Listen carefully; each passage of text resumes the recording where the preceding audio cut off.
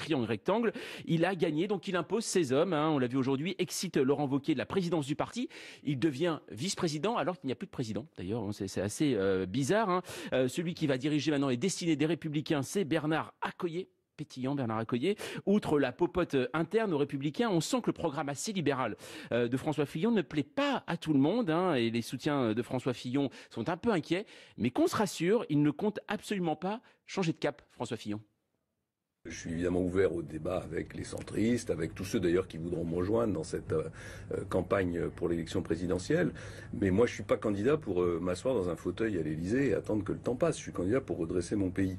J'ai la conviction que le seul projet qui permet de redresser mon pays, c'est un projet qui, grosso modo, peut se résumer de la manière suivante. Il faut qu'on travaille un petit peu plus parce qu'on travaille moins que tous les autres Européens. Et il faut qu'on dépense un peu moins d'argent public puisqu'on en dépense plus que tous les autres Européens. Donc c'est autour de ce projet-là que je vais continuer d'avancer. Voilà, François Fillon, hier soir aux 20h de France 2, Alain Auffray, justement ces différences, notamment, on l'a vu sur la sécurité sociale, des points bien précis. Est-ce que finalement ça peut pousser François Fillon à adoucir ? Parce que maintenant, il faut qu'il parle à des électeurs peut-être même au-delà de la droite. Pas tout de suite, en tout cas. Je pense qu'il prendra son temps. Si jamais il doit mettre un peu d'eau dans son vin, de la rigueur, ça viendra, à mon avis, plus tard. Là, il va rentrer dans des discussions politiques avec les centristes, boucler complètement les investitures, etc. Je pense qu'il a tout intérêt à rester... je dis pas que je trouve ça bien, Ouais. mais il a tout intérêt à rester le plus longtemps possible sur la ligne très ferme qu'il a définie et qui a été finalement confirmée par ce deuxième tour. Donc, alors maintenant, la question c'est ça, est-ce qu'on peut se faire élire en disant aux fonctionnaires vous allez travailler 2 heures de plus, payer moins? Est-ce qu'on peut se faire élire avec ce genre de promesses? C'est un vrai pari, et c'est le pari fillonien. Il le formule régulièrement depuis 3 ans. Il a l'air d'y croire vraiment. Il a l'air de croire que le pays est dans une telle situation que le sentiment du déclin, c'est comme ça qu'il appelle ça, est tellement intégré par les Français que, pour une fois, la première peut-être, ils seraient prêts à donner leur suffrage majoritairement à un type qui leur dit il va falloir en baver. Oui, Julie Vintraud. Mais ils l'ont fait. Ils l'ont fait dans une première élection. On a beau dire, et on a raison d'ailleurs dans une certaine mesure, que l'électorat de la primaire n'est pas représentatif de l'ensemble de l'électorat français. Il est plus âgé, il est plus formé, mieux éduqué. Il y a quand même des gens, quand on dit les retraités, il y a des retraités qui ont du mal à joindre les deux bouts. Il y a des agriculteurs qui sont en grande difficulté. On a quand même avec des biais, des gens qui ont dit chiche pour des mesures très radicales. Mais sinon, je suis d'accord avec Alain. S'il revenait sur ce qui fait la charpente et le cap de son programme, à combien, 48 heures de son élection triomphale. Alors là, pour le coup, on pourrait, à bon escient, parler de trumpisation express. Aziz Seni, vous-même, en tant qu'entrepreneur, par exemple, le programme aujourd'hui de François Fillon vous intéresse? Vous dites, ça y est, quelqu'un peut parler? L'entrepreneur que je suis est ravi du programme économique. Le fils de Prolo et l'ancien pauvre, comme disait Coluche, regrette un petit peu l'absence, pour l'instant, d'épaisseur dans le programme social. C'est bien, il a gagné cette primaire, il a rassemblé sa famille politique, on le sait tous. Ce premier round, il le gagne avec un programme, il gagnera pas la présidentielle avec le même programme. Il va falloir l'assouplir. Face à Marine Le Pen face à Marine LePen qui déjà commence à contourner. Déjà, Marine Le Pen le Front National commence déjà à le contourner, justement sur ces questions sociales, en disant, vous voyez, c'est le libéral, nous sommes les sociaux. Le programme du Front de gauche, de Jean-Luc Mélenchon. Donc il va falloir, s'il veut pas se faire déborder justement encore plus par le Front National, il va devoir un petit peu répondre à ces attentes qui sont aussi sociales, économiques certainement, mais sociales aussi. Dans un instant, dans les informés de France Info, on parlera de ce vote populaire justement qui manque à François Fillon, comment le récupérer. On parlera aussi de ce mot à la mode chez les politiques, anti-système. Voilà la suite des informés de Rouen. Laure Herpeux, bonsoir, vous vous trouvez devant le siège Les Républicains dans le 15e arrondissement de Paris. Ce qu'on peut dire, c'est que François Fillon a placé ses hommes. Exactement, à commencer par Bernard Accoyer, l'ancien président de l'Assemblée nationale et nommé secrétaire général du parti. Je vous propose de l'écouter à sa sortie du bureau politique. Tout le monde a sa place, sans exception. Je ne remplace pas tel ou tel. Nous sommes une équipe et cette équipe est totalement tournée vers l'accompagnement de François Fillon dans sa campagne jusqu'à ce que nous espérons, après le succès des primaires, le succès à l'élection présidentielle en mai prochain. Et c'est unanimement que le bureau politique s'est prononcé sur la nouvelle direction. Parmi les proches de François Fillon, on retrouve également Patrick Stefanini. L'artisan de la campagne victorieuse de François Fillon est nommé directeur général. Jean-François Lamour, un filloniste de la première heure, lui, obtient le poste stratégique de la Commission nationale d'investiture. C'est elle qui sera chargée notamment de mettre en place et de désigner les candidats pour les élections législatives en juin. Mais François Fillon a cherché également à rassembler, à unir sa famille politique. C'est pour ça qu'il a placé des proches de Nicolas Sarkozy comme Laurent Wauquiez. L'ancien président par intérim depuis août 2016 retrouve sa place de vice-président. Cette nouvelle équipe se retrouvera dans 2 semaines pour leur premier bureau politique. Merci beaucoup Laure pour toutes ces précisions. Laure Herpeux en direct donc du siège Les Républicains dans le 15e arrondissement de Paris. Les informés de France Info jusqu'à 21h sur France Info, franceinfo.fr, sur les réseaux sociaux avec le hashtag Les Informés, également sur le canal 27 de la TNT. Et eux, ils sont bien installés autour de la table de France Info, en train de faire des exercices de diction, un stylo dans la bouche, puisque Philippe Cobert ne peut s'empêcher de les faire travailler, forcément les autres. Et ça tombe bien, puisqu'il est notre invité pour Bac 68 actuellement. En tournée, à ses côtés, nous trouvons Judith Vintraube du Figaro, l'entrepreneur Aziz Seni et Alain Auffray de Libération. Il y a quelques minutes, nous parlions donc de François Fillon, qui a présenté aujourd'hui un nouvel organigramme des Républicains. Aujourd'hui, le problème de François Fillon, c'est justement comment trouver ce vote populaire qui pourrait lui faire défaut. Juste avant, Philippe Cobert, comment vous le voyez, vous, François Fillon ? Ce matin, des fois, j'écoute Radio Courtoisie parce que c'est à mourir de rire. C'est à mourir de rire. Ça me rappelle ma famille. Ça me rappelle c'est proustien. C'est Proust. Radio Courtoisie, c'est ça. Et ce matin, j'étais stupéfait parce que je les entendais tous faire un éloge, mais dithyrambique de François Fillon et envoyer Marine Le Pen aux poubelles de l'histoire. C'est-à-dire l'affreux Philippot qui est comme Jean-Luc Mélenchon, qui est, quant à la Marine Le Pen, finalement, son ouverture, on se demande vraiment si ça avait vraiment été un bon calcul. Et François Fillon. J'ai été très surpris. Radio Courtoisie, et c'était pas des gauchistes, je peux vous dire qu'ils disaient ça. C'est pour ça que c'est un très bon candidat anti-Marine Le Pen. Voilà, c'est donc ce que je résumerai sur... Et l'autre chose, il faut quand même rappeler une petite info, c'est que le président de Radio Courtoisie était dans le comité de soutien de François Fillon. Ah ben voilà, donc c'est formidable. Et quand même, François Fillon, moi, encore une fois, je connais rien à tout ça, vous savez tout mieux que moi, mais j'ai quand même une impression de ce programme François Fillon d'un retour, non pas aux années 60, mais aux années 50, et que ça me laisse un léger espoir, c'est que quand même les années 50 ont produit de grandes révolutions et que le drapeau rouge dont je parle, je le vois bien repartir dans les rues. Très bien, voilà. Un hommage à Fidel Castro, en tout cas, de Philippe Cobert, dans la Sierra Maestre. Alain Auffray, justement, alors François Fillon, aujourd'hui, à la recherche peut-être justement de ce vote populaire, comment aujourd'hui, alors je vous ai posé la question tout à l'heure, savoir s'il pouvait adoucir, apparemment c'est pas le cas, puisque pas tout de suite en tout cas. Pourtant on l'a vu dans les sociologies, ceux qui vont voter Fillon, c'est pas véritablement le vote populaire, mais les quartiers populaires. Philippe Cobert a raison tout à l'heure, interrogé sur le vote populaire, il a répondu sur le Front National, à juste titre, il a raison, puisque c'est là qu'il va. Et ce qui apparaît à travers l'anecdote de Radio Courtoisie, c'est que effectivement, François Fillon est en capacité sans doute de siphonner une partie du vote FN, alors pas le plus populaire en effet, mais du coup... Alors je vais vous dire, Alain Auffray, je me permets de vous couper, parce qu'hier nous avons reçu cette même table pour commenter les résultats, David Rachin, qui est directeur de campagne de Marine Le Pen. Et face à lui, il y avait un député filloniste, et alors... eux vont carrément sur le protectionnisme. C'est-à-dire, on dit, vous allez casser la casse sociale, comme a dit Marine Le Pen. Vous voyez, ils vont sur ce terrain-là, véritablement. Le problème, c'est que sur ce terrain-là, c'est que sur ce terrain-là, finalement, Marine Le Pen, elle n'est pas forcément la plus crédible. Il y a un candidat puissant, Jean-Luc Mélenchon, qui va, lui, défendre ces questions, justement, contre le libéralisme, etc.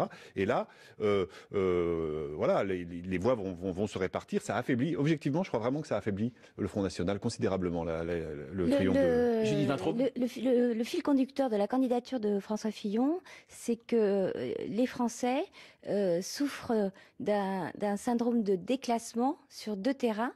Le déclassement identitaire. Et sur ce terrain-là, il est un concurrent extrêmement dangereux qui peut effectivement siphonner. On publie un sondage demain d'ailleurs qui montre qu'il peut le faire avec toutes les réserves d'usage sur les sondages.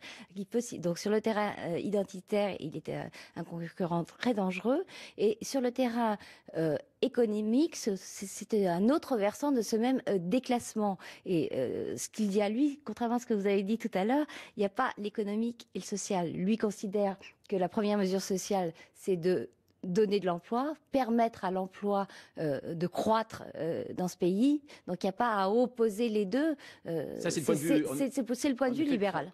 Justement, Aziz Seni, vous, justement, cette posture de François Fillon par rapport au Front National, vous pensez que c'est cette posture, ce discours, c'est vraiment fondateur.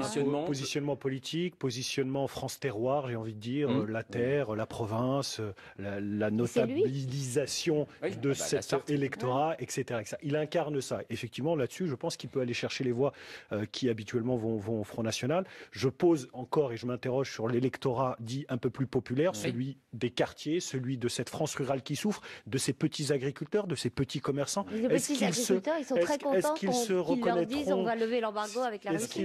Est-ce qu'ils vont se reconnaître dans une candidature Fillon? Je ne sais pas, je m'interroge. Et puis il y a aussi la candidature ras-le-bol. Souvenez-vous quand même que le gagnant de la primaire a été Premier ministre de Nicolas Sarkozy. Nicolas Sarkozy qui l'a soutenu. Il y a eu un fort mouvement de tous contre Nicolas Sarkozy. Donc est-ce que les Français ont un peu de mémoire ou pas? Est-ce qu'ils se souviendront? Est-ce qu'ils lui en tiendront rigueur ou pas? Moi, je me méfie des sondages. Souvenez-vous quand même que les sondeurs, on balance des chiffres, etc. J'ai pas vu beaucoup d'humilité de leur part, de dire c'est vrai, on s'est un petit peu trompé. Plus ils se trompent et plus ils affirment haut et fort qu'ils ne vont plus se tromper. Donc je me méfie quand même un petit peu.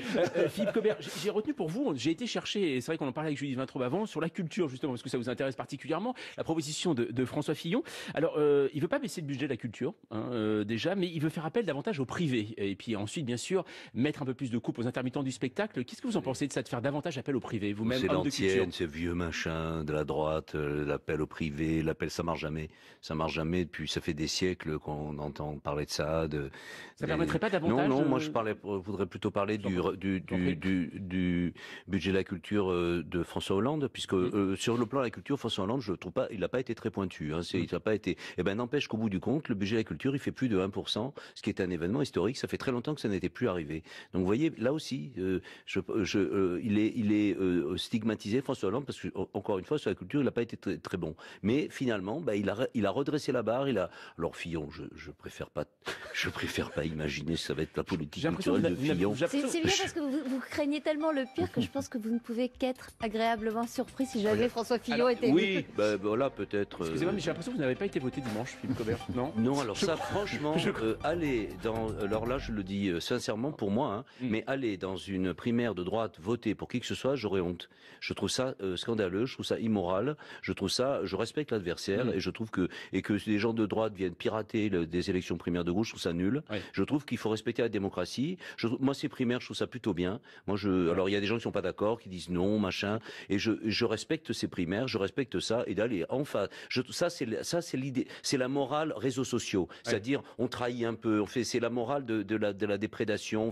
Je trouve ça pas bien. Si c'est pas bien d'apprendre aux enfants d'aller voter chez l'adversaire, pour faire barrage à machin truc. Non, on n'a pas à rentrer dans ces choses-là. On vote pour qui on veut et pas contre qui on veut pas. En France, François Fillon à la manœuvre, premier acte de candidat de l'ex-premier ministre. Il a donc réorganisé son parti, les Républicains, en vue de la présidentielle. Guillaume Darey, Julien Babsa. C'est en nouveau patron de la droite que François Fillon arrive au siège des Républicains. Accueilli par le sarkozyste Laurent Wauquiez, qui affiche un sourire de façade. Et pour cause, celui-ci perd la direction du mouvement, rétrogradé au rang de vice-président. Au poste clé, François Fillon place des proches, dont Bernard Accoyer, qui devient secrétaire général. Officiellement, ce n'est pas une chasse aux sorcières. Il n'y a plus ce soir ni filloniste, ni juppéiste, ni sarkozyste, ni lemériste. Nous sommes tous ensemble, derrière notre candidat. Et pour ne froisser personne, un comité politique dirigé là aussi par le filloniste Gérard Larcher représentera les différentes sensibilités du mouvement. François Fillon modèle un parti à sa main, loyal, indispensable pour la campagne présidentielle. Et cela ne choque pas ses adversaires d'hier. C'est normal, c'est au candidat aujourd'hui d'imprimer sa marque et d'imprimer son rythme. Ce matin déjà, François Fillon avait étrenné ses galons de nouveaux leaders de la droite devant les députés de son groupe, chaleureusement accueillis à l'Assemblée nationale. Quelques minutes plus tard, direction le Sénat, où il comptait de nombreux soutiens pendant la primaire, avec un message très clair. Un message de rassemblement. François Fillon va désormais pouvoir se tourner vers l'organisation de son équipe de campagne pour l'élection présidentielle.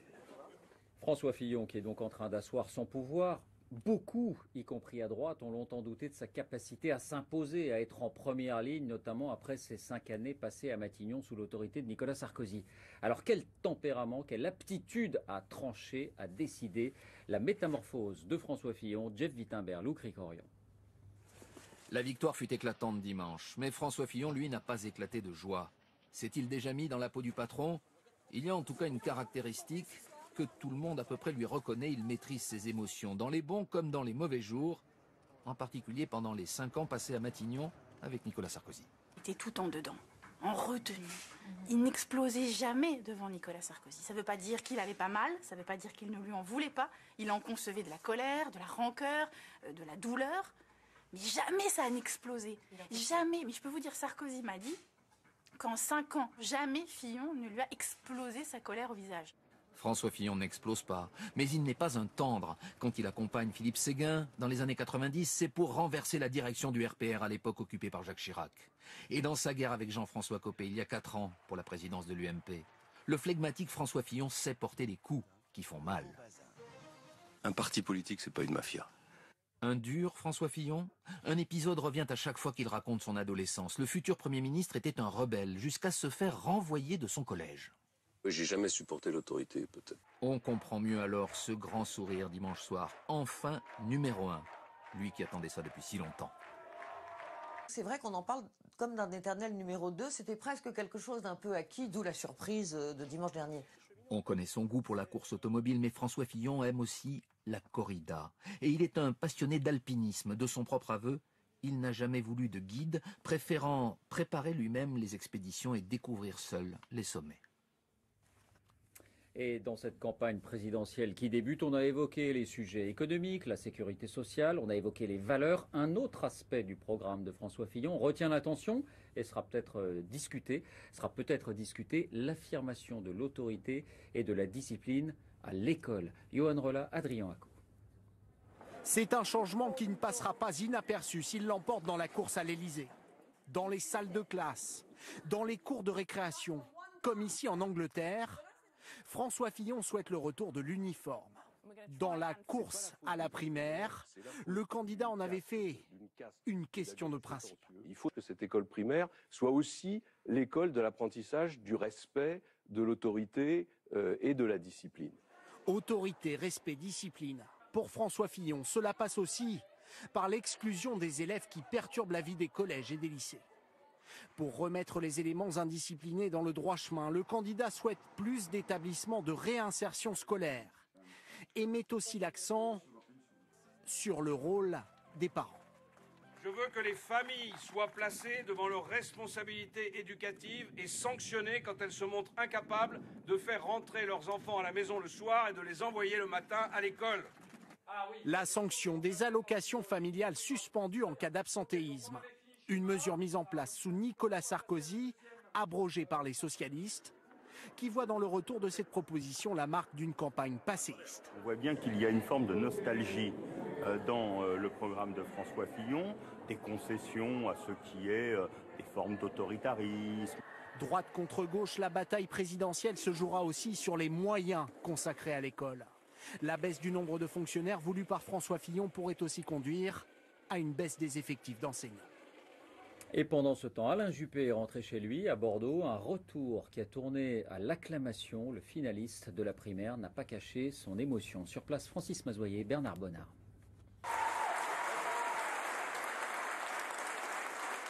Une haie d'honneur pour Alain Juppé. Les employés municipaux sont là. De longues minutes d'applaudissements. Ça fait du bien de rentrer chez soi.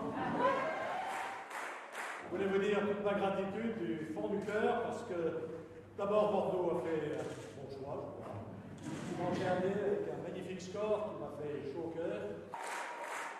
Conforté par 66% des voix dans sa ville. Au travail, Alain Juppé redevient maire à plein temps. Une page d'histoire se tourne. Quel bonheur de vous retrouver. Après son échec à la primaire. La politique au plan national, c'est fini? Vous tirez un trait? La page politique, du combat politique est tourné, mais pas le combat des idées. nous ne gagnerons pas sans les idées que j'ai portées et qui pèsent quand même un tiers de la droite et du centre. Les collaborateurs du maire ne cachent pas leur fierté. Énormément d'émotions, oui, ça fait plaisir de le revoir ici. Oui. On sait quel homme il est, donc on n'est pas déçus. On se dit qu'on a de la chance de l'avoir pour maire, surtout. Alain Juppé ne s'est accordé aucun répit. Une première réunion a eu lieu ce soir avec les élus de sa majorité.